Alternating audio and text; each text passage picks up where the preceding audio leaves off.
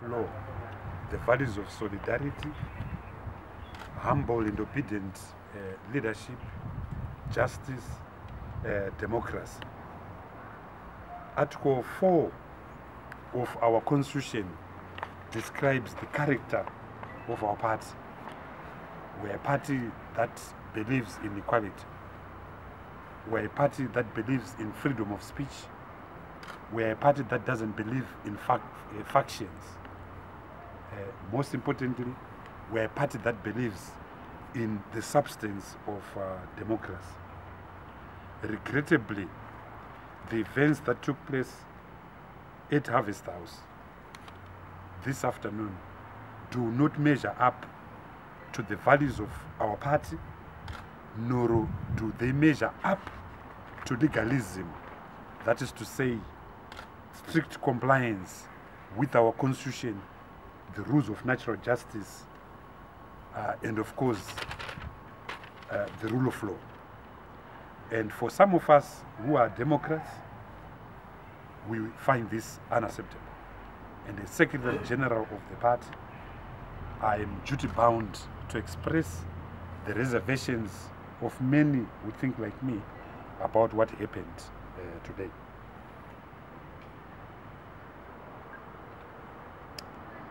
We met this afternoon in the morning as an executive to receive a report from the chairman of the party on his investigations into allegations that were made against our Deputy Treasurer, Mr. Elton Mangoma.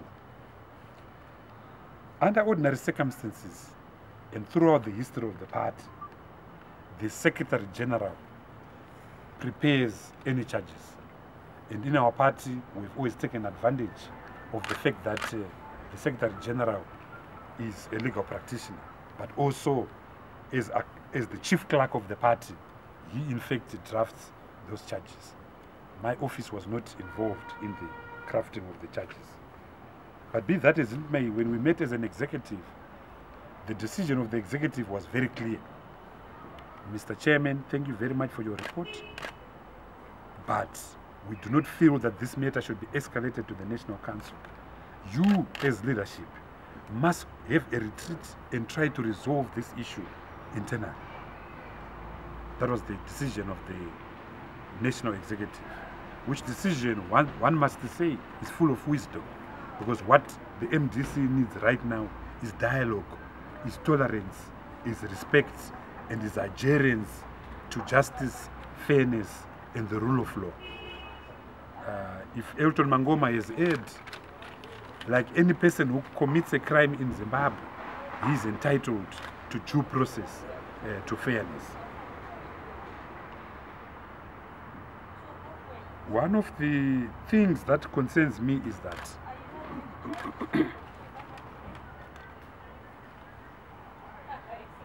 when a charge is put to an accused person, when grounds are found against, are formulated against an accused person, the right to be heard must be respected. So Mr. Mangoma should have been heard before the executive met, before the National Council met. It is not proper that Mr. Mangoma heard for the first time the charges that were put to him in the National Council. Our law is very clear. Wherever you are going to take a punitive decision against an individual, the right to be heard must be respected. Now, in terms of Article 12.1 of our Constitution, if the National Council takes a decision to suspend an individual, that person takes a decision to discipline a person, that person must immediately be suspended. And when you are suspended, all of you know that a suspension is a temporal expulsion. So it's a punitive decision. Because it's a punitive decision, you have to respect that person's right to be heard. So that when you present a report before a council, which has to determine whether he has got a case to answer, you also have that side, that individual side of the story, so that you're able to say, These are the allegations, this is side of the story. We think there's a prima facie case. That was not done. So Mr. Mangoma's right to be heard was not respected. He had these charges for the first time in the National Executive. That is not proper. Then I come to the National Council itself. We had a problem with the quorum. There were many people, including, for instance, the chairman of Manicaland, who received suspension letters there. Manicaland had so many individuals who were told you were suspended in the meeting. Matabeleland North was purportedly suspended. We don't know, we've not received a report. So there were new faces in the National Council. The same applies to Matabeleland South. In addition, there were many persons who were not supposed to be there who were in the National Council. I think that is a party that was formed to run away from all the evils, all the sins, all the commissions and omissions of ZANU-PF, for us to reproduce tendencies which ZANU-PF in recent years has not exhibited. I think it's not acceptable. But be that as it may, Article 12.1 of our Constitution is very clear, and I'm going to read it to members of the press so that you can understand what I'm saying.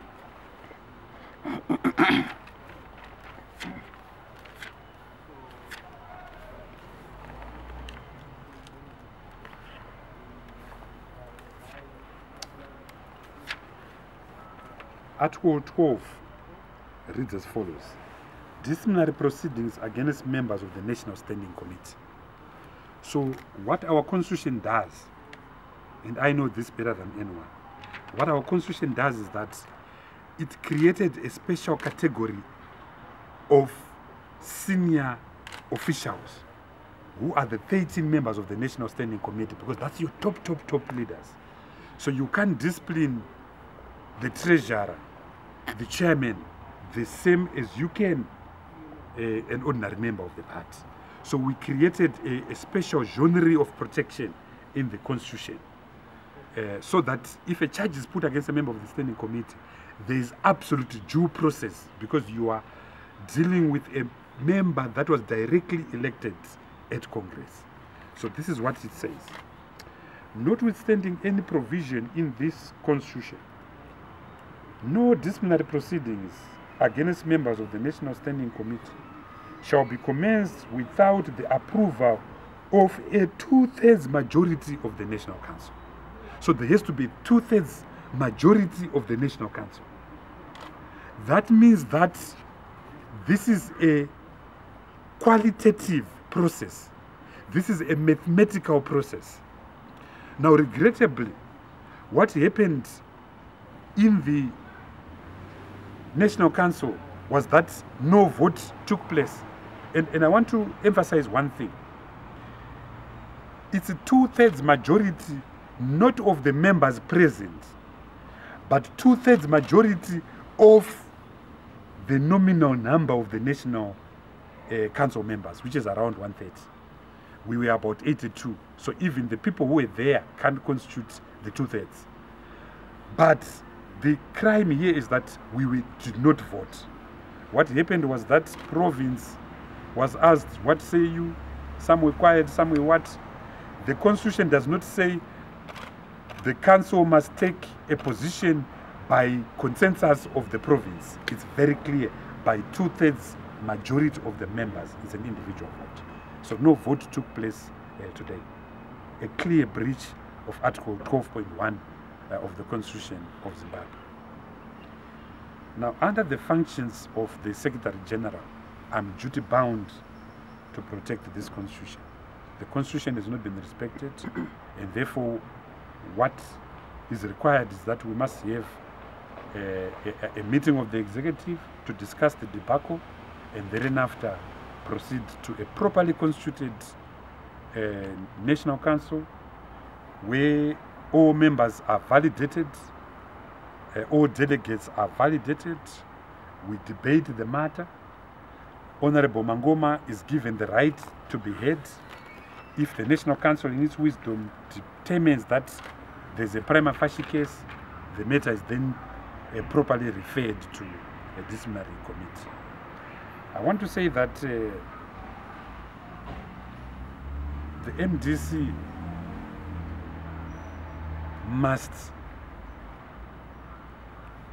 without excuse, without exception, must show that it is fundamentally different from ZANU-PF. At all material times, the MDC and its members must appreciate that we formed this movement in order to be tangential, to be diametrically opposite to the values of ZANU-PF. For some of us who remain in